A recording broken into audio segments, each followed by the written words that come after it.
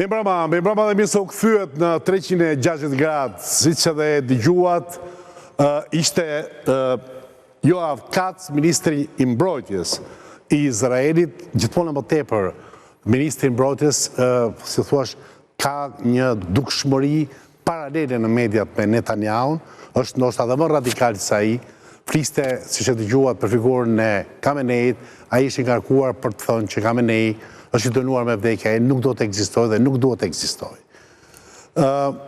Duket që platforma dhe tendenca e Izraelit është që gjithmonë më tepër ka nevojë për Shtetet Bashkuara të Amerikës në këtë konflikt kundër Iranit, ka nevojë që Donald Trump të bindet dhe të futet në betejën që Izraeli pa paralajmërim, por për parandalimin e krijimit të bombës bërthamore sipas interpretimit që i bën arsyeve të sulmit të fortë ajror që aviacioni izraelit bën ndaj Iranit, por ka nevojë për atë. Ndërkohë çfarë ka ndodhur? Ka ndodhur që kemi patur një prononcim dhe një artikulim të Vladimir Putinit, i cili ka në fillim është rekomanduar dhe është ofruar si negociator pra ndërmjet Iranit dhe Shtetet Bashkuara të Amerikës, sigurisht edhe Izraelit, por edhe Xi Jinping, presidenti kines, ka thënë përmes zëdhënësit vetë, po dhe në forma me kanalet e vetë atë komunikimit, jo, nuk do ishte mirë që Shtetet Bashkuara të Amerikës të futeshin në këtë betejë. Pra, kemi nga janë strategjinë e Izraelit për ta futur në këtë betejë Shtetet Bashkuara të Amerikës dhe kemi akoma një situatë as po as jo të Donald Trumpit, ndërkohë që aeroplan mbajtësit amerikane janë afruar në rajon, aeroplanet bombardues B-2 që janë të vetmit që mund mbajnë ato bombat nga 12 ton janë afruar dhe ato në Europë, por, si thua, shkrepësja nuk është vënë ende, pra Shtetet Bashkuara të Amerikës nuk janë ende në luftë. Kjo është çështja.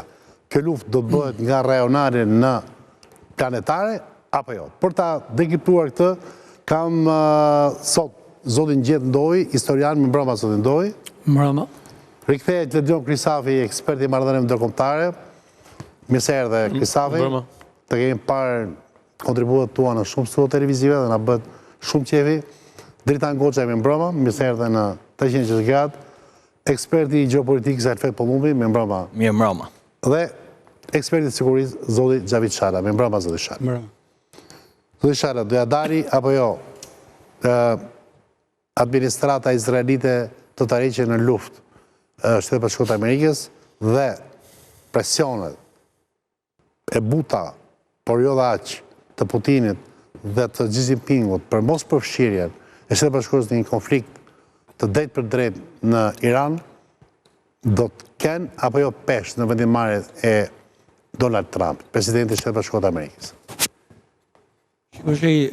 Situata faktikisht është mjaft e ndërlikuar aty dhe në fillim presidenti Trump dha 24 deri në 48 orë kohë për të marrë një vendim nëse do të vazhdonte, do të jepte okejin për të filluar, se planin ai thotë që e ka miratuar planin e luftës, por që do të jepte okej për të vazhduar, pra për të filluar operacioni, pra për përfshirjen e Shteteve të Bashkuara në këtë konflikt. Pak më para, ky afat u shty në 2 javë, sepse po ka shpresë përsëri për bisedime, cilat janë shpresa. Është lajmi i sot pasdite. I orëve të fundit. Po, i orëve të fundit, ndërkohë që po paradite ka qenë një lajm që i beson këtyre 2 javëve apo mund të jetë një befasi që mund të shpërthejë në ai atë që tha do ta mbaj, nuk diskutohet, sepse edhe goditjen edhe mas 2 muajsh, në ditën e 61... Pra, nuk bëhet fjalë për një... Nuk besoj, sepse... Nuk është një teknik, një strategji. Shtimi i kohës është në favor të Iranit, në fakt. Sepse... Zoti Trump ka thënë që jemi në luftë, dhe në luftë ka tjera ligje. Pra të më s'ka ligje. Ai nuk ka hyrë luftë. Nuk ka hyrë luftë. Disa e ka thënë ne thot ne kontrollojmë qiejt, ne dim ku është, por po flasim kështu, domethënë ka shije që mund të shkohet drejt bisedime përsëri. Ministri i jashtëm i Iranit nesër ka takim me ministrat e jashtëm të 3 vendeve të Bashkimit Evropian, vendeve kryesore, edhe me sekretarën. Ti nuk pret sot ndark në një sulm papritur. Jo të Shtetet Bashkuara të Amerikës, sulmi Jo bombarduesit të dy. Nuk I pret të dyshit. Besoj Trumpi është në dilemë dhe nuk besoj se që është dilemë, kjo është e qartë, por nuk për momentin që mund të sulmoj. Dakor, atëherë me që kemi, më falë që ndërpreva, dhe ndërpreva gjitha rëshëtimis, do jemi gjithë në debat shumë shpejt, por me që kemi këtë lajmin e momentit fundit që Trump e ka zgjatur, po themi, atë meditacionin e tij apo balancën e argumentave pro dhe kundra për tyra apo jo në konflikt, por nuk ka thënë as jo dhe as po, kemi sinkronin e para pak orëve se sa të ndronte mendje dhe ta shtonte edhe 2 javë. Pra, të lutem, keni 5-ën.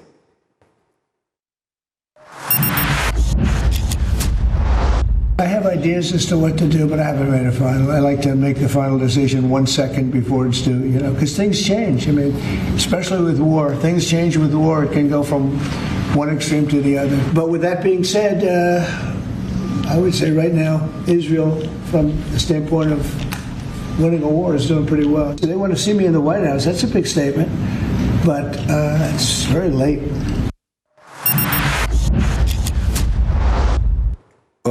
Pëllumbi, kujt Trumpit I besojnë? Trumpi tha që e shumë vonë, s'ka më kohë për Iranin, para pak orësh, pra po themi dje. Sot mas dite, ose do më sot në drekt me kohën amerikane, pra me atë brezin e orarit, thot që jo, po ati po japim dhe 2 javë kohë për, sepse ndoshta mund të ketë inspirat për negociata. Cilit Donald ti besojnë? Për atë që ishte vonë, fillu në ditën e 6 sulme, ndërsa për faktin që I ka lënë 2 javë kohë, besoj që ai e man fjalën që thotë, sepse aktualisht është edhe nevojshme për stabilitetin, për t'i lënë mundësi, t'ulen diskutojnë për paqen. Kështu që këshilltarët vetë Trumpi e shef të arsyeshme që t'i japin 2 javë kohë Iranit, që t'ulen diskutojnë dhe gjenë një zgjidhje. Këto 2 javë kohë për e Iranit apo merr për vete? Të dy palëve bashkë, sepse në luftë... Në MAGA, Make America Great Again, ka përduar debati që premtimi elektorale, platforma elektorale Donald Trumpit ka qenë kundër hyrjes së çdo lloji lufte. Ka qenë premtim elektoral. Premtim elektoral. Po pra, premtim elektoral për çdo mori vëlla. Tani futa në këtë luftë. Do të thonë 4-5 muaj mbasi hyri në për tronën, është një problem. Por nga ana tjetër kemi një paralajmërim apo një sugjerim negativ nga ana e Rusisë dhe nga ana e Kinës, që thuhet se ndoshta dhe po ndihmojnë Iranin jo pak në dërgimin e armëve të sofistikuara. Për sa I tokon premtimit elektoral... Është trembur Trumpi apo po arsyeton Trumpi apo? Ai është duke arsyetuar, duke menduar. Sa për Trump nuk është Trump as pak. Premtimi elektoral I tij përveç faktit që me hi në luftë, ka bë dhe një premtim elektoral që Irani s'do ketë bombë, dhe këtu e ka thënë prej shumë viteve për thamore. Dhe Iranit ja la mundësinë për të ulur në trezën e bisedimeve, Irani nuk ullë në trezën e bisedimeve dhe filloi... Jo, ullë kishte Irani, kishte 2 djelë për të ullë, për se la bombardimi. Ullën 2-3 herë, por kishte 2 muaj kohë. Ullën 5, jo 2-3 herë, po 5, të djelën ishte 6. Të shtunën ishte takimi tjetër I fiksuar. Por nuk ranë dakord, në regull, për këtë të takime. Oke, Goxhe, pse nuk ullën? Një të zgjidhim, se... Që ma ta ullën ishin ullur. Po. Ishin ullur po Trumpi... Kjo dëmton të interesat e Izraelit. Duke qenë se unë nuk mendoj që ka të bëjë me interesat e Izraelit. Ta janë duke përdorur Izraelin për interesat e tyre. Izraeli është thjesht një kartë që lobi sionist në Shtetet Bashkuara të Amerikës po e përdor për interesat e veta dhe për asgjë tjetër. Thjesht është një qenë që e kanë lëshuar kështu për të nxitur ndërhyrjen në Shtetet Bashkuara të Amerikës dhe po e përdorin për të markohë. Edhe kjo që ka deklaruar tashmë dje, o sot që juve thatë, është thjesht për të markohë për arsye se të gjitha seteve amerikane që ka urdhëruar presidenti I Shtetet Bashkuara të Amerikës si komandanti I forcave martore të lëvizën dhe të grumbullohen në lindjen e mesme, pra në gjirin persik, ju duhet diku të rreth 98 deri në 120 orë që të vendosen në pozicionet që sipas planit luftës, sepse janë rrugës akoma dhe nuk kanë edhe po serdën të gjitha. Sa plani lufta, ke fjalën vetëm për bombardime apo dhe ground troops? Jo, nuk ka trupa, është vetëm një plani që llogaritet, pra duke qenë se janë përfshirë diku të rreth 250 avion, sulmus, luftarak, 6 aviona VAX, është 3 aeroplan mbajtëse me gjithë thanijet e tyre shoqëruese, dhe me gjithë nëndeset që i shoqërojnë, dhe secila prej tyre mban diku të rreth 70 deri 90 Tomahawk, pra raketa Tomahawk, e gjithë ky është një plan për një sulm ajror i njëjtë me planin e sulmit ajror që dhe është e njëjta sasi dhe e njëjta sasi armatimës. Jo, nuk është farosë. 250 aeroplan amerikanë, 200 izraelit me 450, domthonjë kjo është një flotë ajrore. Po nuk llogaritet ashtu. Nuk llogaritet. Si llogaritet, na e thuaj. Dhe gjitha kjo është sasia që u përdor kur u sulmoi Irakun 2003-shin. Pra, të njëjtën sasi të sulmit, pra të këtyre forcave ajrore, u përdor në atë kohë. Pra e njëjta gjë, pra të treja këto aeroplan mbajtëse bojnë biles, ajo çfarë është më interesante është këtë radhë, po vjen edhe aeroplan mbajtëse Nimit, secila është parashikuar që vitin që vjen 2026 të dalë nga përdorimi. Pra është aeroplan mbajtëse më e vjetër që kanë Shtetet Bashkuara të Amerikës. Dhe kjo është parë si dyshim që mund të përdoret si një arsye, pra që të bëjnë izraelitët mund të bëjnë ndonjë nga këto sulmet e tyre që janë këto fake për të ta fundosin. Absolutisht, për ta sulmuar dhe thonë që sulmoi Irani dhe sepse është janë një e cila vitin që vjen del nga përdorimi i Shtetit Bashkuar të Amerikës, pra do të shkojë ose për muze ose do dekomisionohet totalisht. Pra është jashtë kësaj. Të dalim konspiracion se nuk e din tani. Po, jo, dakor, analiza është një vlerë e shtuar e emisionit. Pra, i duhet koha 3 deri 4 ditë që gjitha këto të vinë. Për shembull, sot në drek. Pra Trumpi është pjesë e lojës. Absolutisht, sot në drek edhe aeroplan mbajtëse, edhe aeroplan mbajtëse angleze. Se realisht po kërkon negociat. Jo, edhe aeroplan mbajtëse angleze, Queen Elizabeth, sot në drek ka kaluar kanalin e Suezit, dhe asaj duhet 2 ditë që të vitë deri poshtë Ngjyrin Persik. Pra i duhet kohë gjithë këtyre aseteve ushtarake të vendosen në pozicion. Shumë i qartë. Kisafi? Unë mendoj që fjalët e Donald Trump në 3 ditët e fundit çojnë një drejtim. Drejtimi është ai 2 skenareve të mundshme, që e para është që Irani dhe regjimi do kapitullojnë në tavolinë. Kjo është pjesa e bisedimeve, do ulen në bisedime do kapitullojnë në kuptimin që do heqin programin bërthamor vetë, bashkë me programin balistik me shumë mundësi. Dhe skenari i dytë i mundshëm është ai ku Ayatollahu eliminohet dhe regjimi bie mbas një goditje të madhe të Shtetit Bashkuara dhe Izraelit. Unë nuk mendoj që ka asnjë skenar tjetër në këtë moment. Nuk mendoj që Shtetet Bashkuara do futen në luftë në kuptimin e luftës në Irak, le të themi, ose luftës në Afganistan. Në këtë situatë ushtarake në cilën ndodhet Irani me shumë mundësi pritet që Amerikanët japin goditje përfundimtare dhe ideja është që Donald Trump tha që mbi të gjitha është siti bërthamor në Fordo, i cili me shumë mundësi nuk dëshirojnë të bombardojnë, por nëse iranianët mund ta shpërbëjnë ose ta shkatrojnë vetë ose një palë të shkatrojë vetë sitin bërthamor, do ishte skenari më i mirë i mundshëm. Kështu që në këtë situatë ku ndodhem, unë mendoj që për iranianët nuk ka shpëtim. Ndodhen një situatë ku ose do dorëzohen vetë, ose do detyrojnë të dorëzohen, thuash nga ndërhyrja amerikane ose izraelite.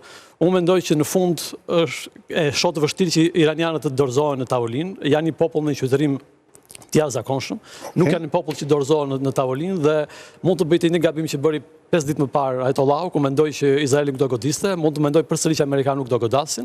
Kam përshtypjen që Donald Trump do japi goditjen e fundit përfundimtare, pra nuk do futet në luftë tërësisht, por goditja do jetë aq e fortë sa Irani do dorëzohet. Okej.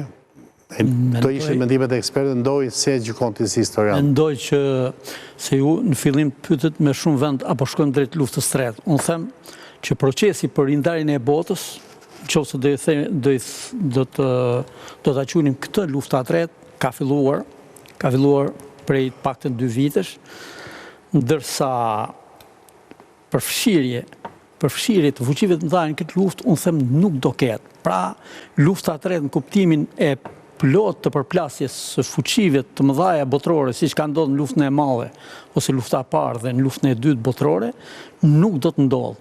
Por do të ketë një kombinim mes forcës dhe përmjet tyre betejave dhe luftrave rajonale, duke u korrektuar gjithçka dhe duke qenë në marrëveshje me fuqitë e mëdha. Ju tha Trumpi pse kërkoi 2 javë. 2 javë.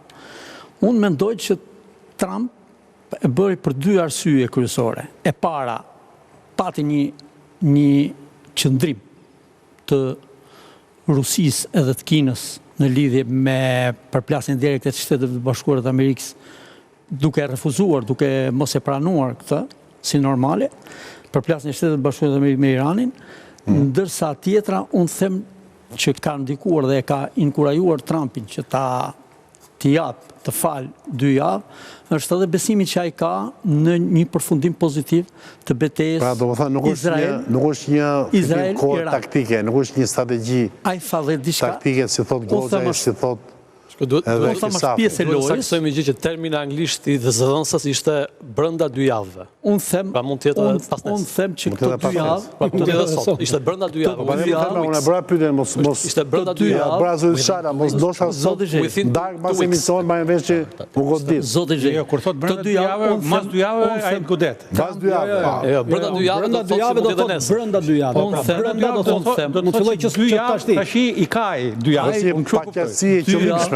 Nuk është paqartësi, 2 javë ai do t'i respektojë sepse beson nga ana tjetër që Izraeli do të fitojë dhe pas 2 javësh do kemi rezultate të tjera. Tjetër dje tha që koha e ka mbaruar Khomeneit. Po, ai beson që dhe s'ka më kohë, Irani ka humbur kohën. Ideale për Amerikën. 2 javë tjera. Ideale për Amerikën është mos ndërhyjë për anën ekonomike që u bë të shkatërrohet Irani.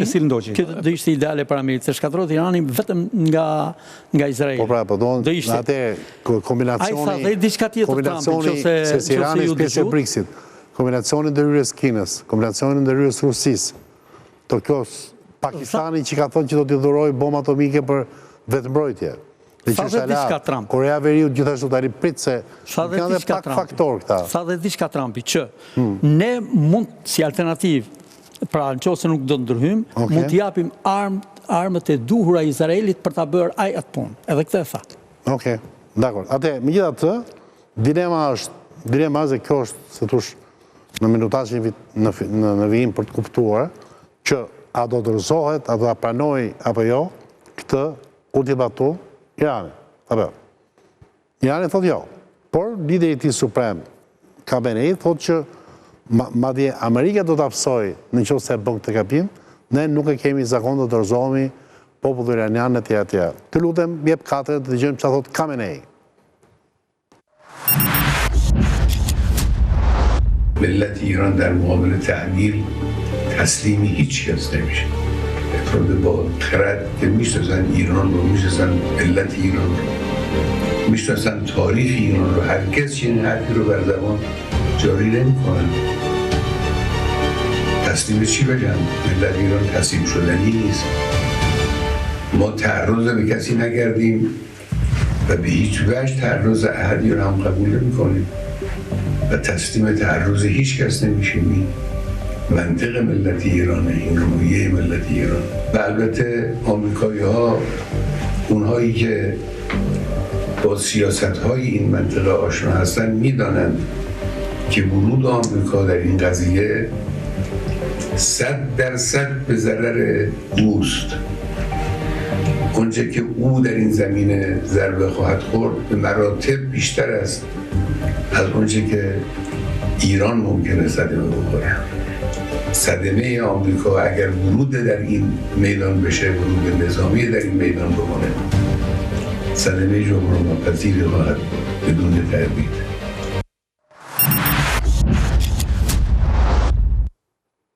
Pra, Khamenei thot nuk e njohin historinë e Iranit, nuk e din që Irani nuk e ka zakon të dorëzohet, nuk është dorëzuar asnjëherë Persia në, do thënë ai Republikën Islamike që udhëheq dhe Persin si koncept historik, ai bashkon në një, thot ne si popull nuk dorëzohemi kurrë.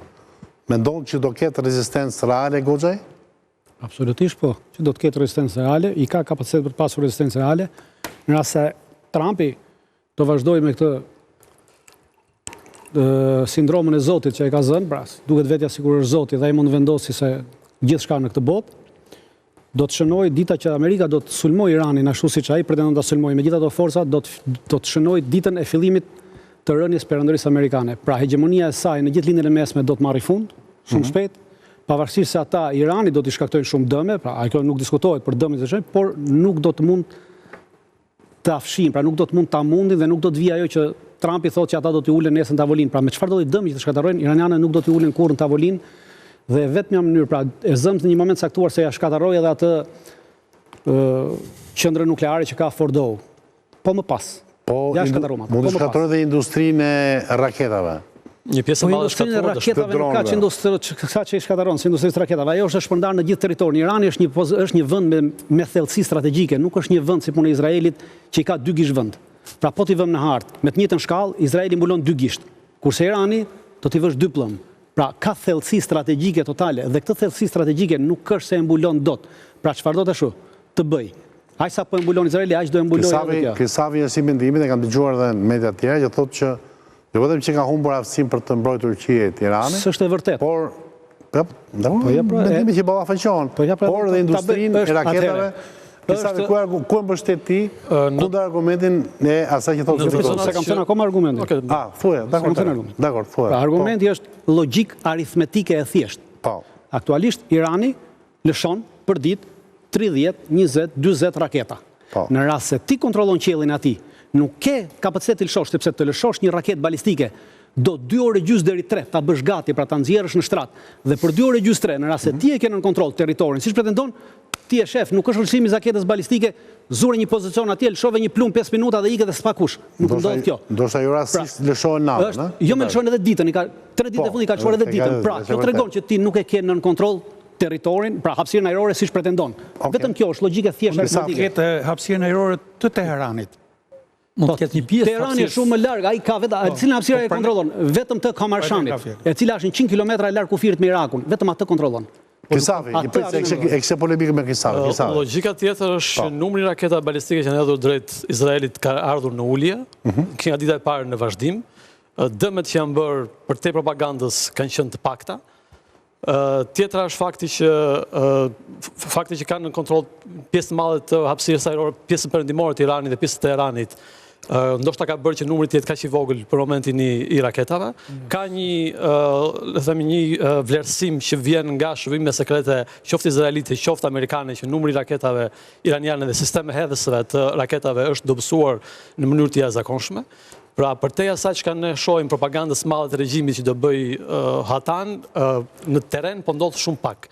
Për shembull, para 2 ditësh mos gaboj dje në darkë, pas ditë thanë që në darkë ndodhi një surprizë më e madhe që ka parë bota. Në darkë ndodhi asgjë. Pra ka le themi një propagandë çështje psikologjike, më këto deklarata janë deklarata psikologjike, nuk ka të bëjë ato. Ashtu si thanë edhe izraelitët që do shihni çfarë do bëjmë sonde. Ajo që ngatrohet në rastin e Iranit, siç u ngatrohet në rastin e Saddamit, në rastin e Gaddafit, ngatrohet propaganda. Ju po ngatroni këtë. Ju po merrni, jeni është e njëjta propagandë, është e njëjta propagandë që po bëni. Shikoni, keni të njëjtën propagandë që bëhet në Ukrainë. Në fillimin e Ukrainës thatë, Iran i mbaruan raketat Rusisë, sulmi ja shkataruan gjitha avionët, edhe ja ku jemi sot 4 vjet në luftë. Numri i raketave dhe numri i sistemeve ka pushtuar akoma. Po s'ka tentuar ta pushtojmë, kjo është mentaliteti juaj.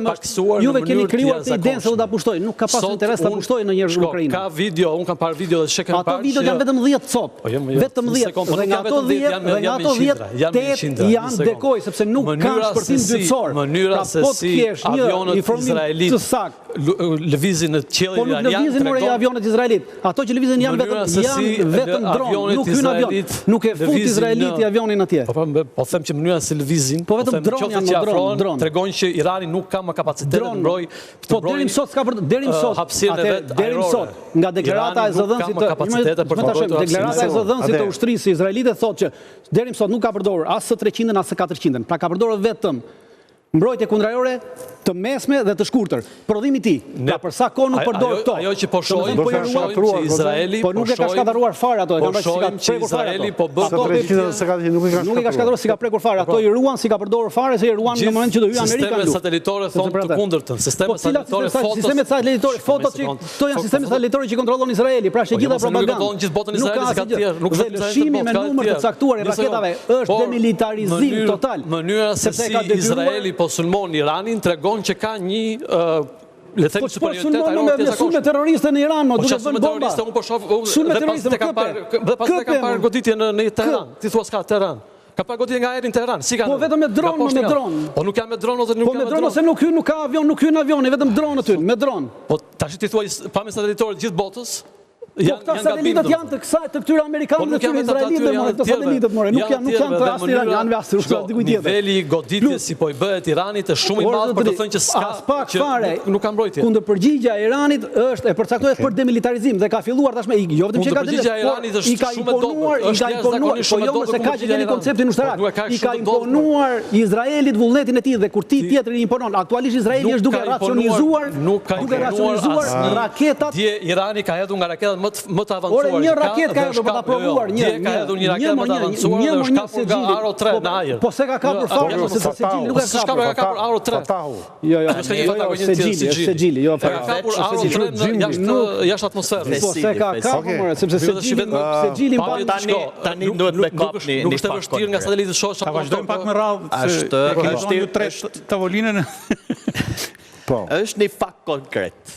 Goditja dhe vrasja e njerëzve kryesor të shtetit iranian tregon që Izraeli ka pas efikasitet të plot. Edhe Irani është kundërpërgjigj, i ka hell ato raketa që ndoshta sistemi i kapjes së raketave në ajër Izraelit ka dështuar, por duhet pas se kush përfshihet dhe sa përfshihet. Irani vetëm. Dhe Izraeli, Amerika, Irani është i humbur, por varet se sa do ta mbështesin Ne po flasim sa reziston, pra, debati nuk është tani, se sigurisht çdo shtet në këtë nivel që jemi sot, që do ketë përballë Shtetet Bashkuara të Amerikës, dhe plus një aleat që është një superfuqi rajonale si Izraeli, mund të themi edhe për Iranin superfuqi rajonale, pa diskutim, por duke patur një aleat gjigant si Shtetet Bashkuara të Amerikës dhe NATO-n, kuptohet që balanci forcave është... Balancat ndryshojnë shumë, por varet se sa Iranin... A do rezistoj, apo do dorëzohet? Në menimin tim. Në menimin tim. E para gjej duhet, a do hyj Amerika apo jo?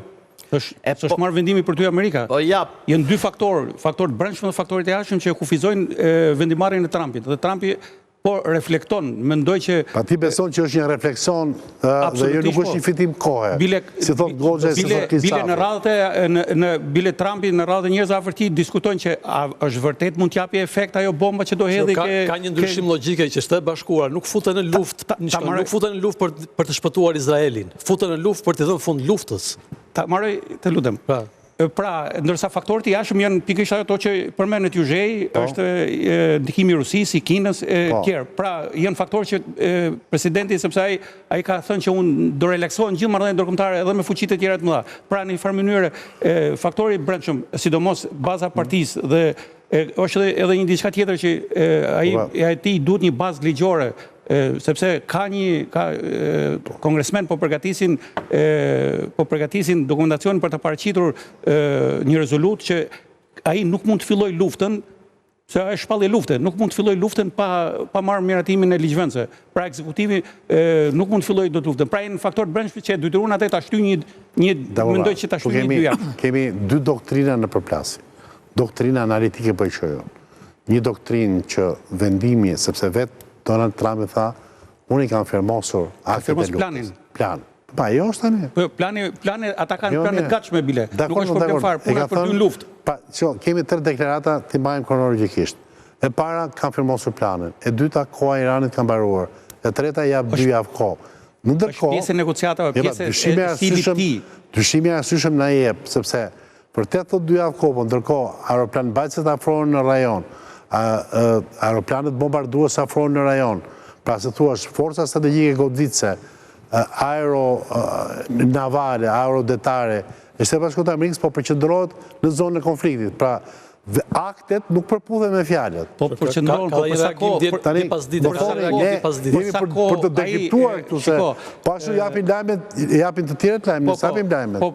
Ne bëjmë analizë. Po, analizën po bëjmë. Mund t'jemi pro, kundra? Po, edhe Trumpi, desa e shtyu dha një afat tjetër, është në dilemë, pra. Po diskutohet edhe e shtyu... Beson ke dilema? Po, unë besoj të dilema, pse? Edhe unë kam dëshirë të besoj ke dilema. Ka hyrë lojë edhe Europa tashmë. Nesër është takimi me 3 ministrat të Gjermanisë, të Francës dhe të Anglisë, të Britanisë, me ministrin e jashtëm. O, zoti Shara, si aje t'je pesë e lagën 7 në shumë?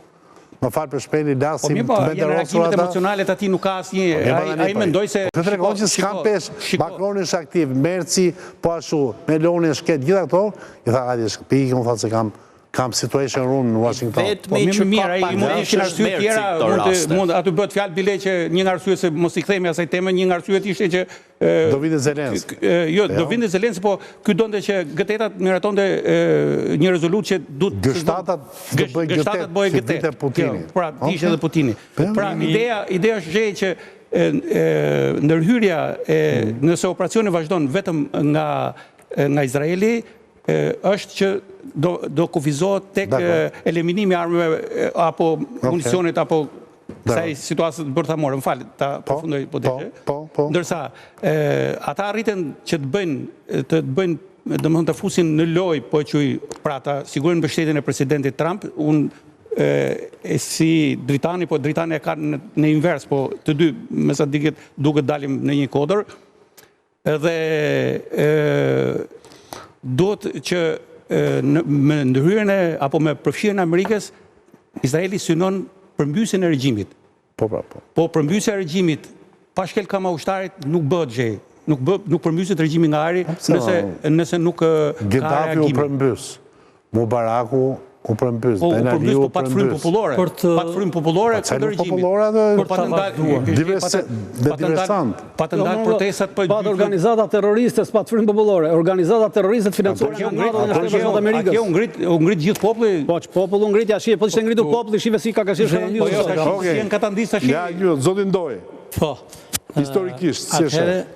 Trumpi do t'i qëndrojë besnik, apo po fiton kohë është pjesë e lojës ushtarake. Trumpi Kujdes se volumi nuk falë për Trumpin. Është në pritje të fitores së sigurt të Izraelit, ka një probabilitet lartë që do fitojë Izraeli pa pas nevojë për ndërhyrjen e tij, dhe kjo do ishte me shumë interes për të, sepse do të mbante të relaksuara deri diku marrëdhëniet me Rusinë dhe Kinën.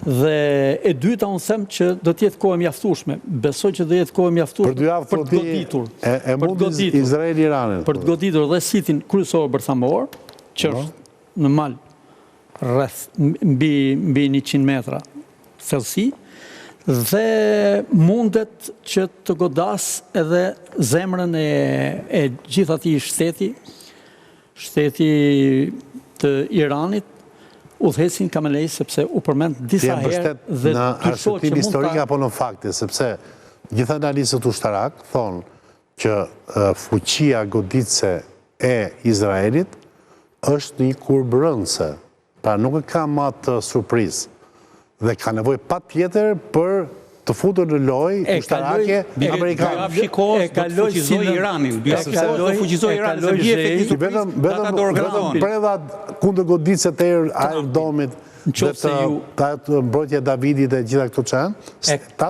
Po mbarojnë ato? Nuk u potencu shumë, po e kaloi si nën të që Izraelit në kushtet që nuk do ndërhyjë, Izraeli do marrë armët efikase për ta goditur, mund ta godasë vetë Izraeli. E tha si alternativë Trumpi. Po s'ka përdysh Izraeli, pra nuk ka bombardus. Ore, ajo bomba duhet thotë që do aeroplanin bombardues B2 apo? Po dhe aeroplanin do t'jap mjetet e dur. Mund mos jetë nevojshme. Mund mos jetë nevojshme atë rast. Ma ndaj që do për Trumpi. Pasaj përket pjesës së revolucionit, më fal edhe një, do të ashtu. Për shkak zhej, revolucioni ka nisur dhe nga brenda. Pasaj e qujmë terroriste, se qujmë terroriste, forcat pro të nxitura nga Izraeli dhe nga perëndimi, kanë filluar të reagojnë, ashtu si që ka reaguar opozita në mënyrë paqësore dhe shtypur me dhunë nga Khamenei, nga pushteti, sot ato forca kanë mundësi të kenë rezultate në përmbysjen e regjimit dhe kanë nisur paralel. Analistët thonë që mund ndodhe efekti kundër. Nuk duhet harroni dhe një pjesë tjetër, se ka një etni atje, që janë kurdët, një pjesë jo e vogël në pjesën e Iranit verior, veri perëndimor, ku kërkojnë prej 10 vitesh formimin e shtetit tyre dhe Izraeli është alati më i fuqishëm i tyre. Dhe pse jo, përveç revolucionit brendshëm, një lufte civile e mundshme, mund të ketë edhe një lëvizje nacionale e re atje që të gjithë të regjimit Irani nuk ka mundësi të shkojnë në luftë civile, sepse Irani nuk është shtet artificial, si që ka qenë Iraku së vëndet tjera që i bënë pas luftëve botërore. Irani është qytetërim, dhe qytetërimi nuk shkojnë luftë civile asnjëherë. Vetëm ndryshon, siç ndodhi 79-ën, u bë revolucionin, shteti nuk ra. Burokracia qëndoi aty ku ishte, thjesht ndryshoi ngjyrën të nesër bën. Jam i detyruar, është shumë interesante debati, po duhet t'jap, të lutem. Ka elemente luftë civile. EHV, Optika Luani, publicitet dhe kthehemi në studio.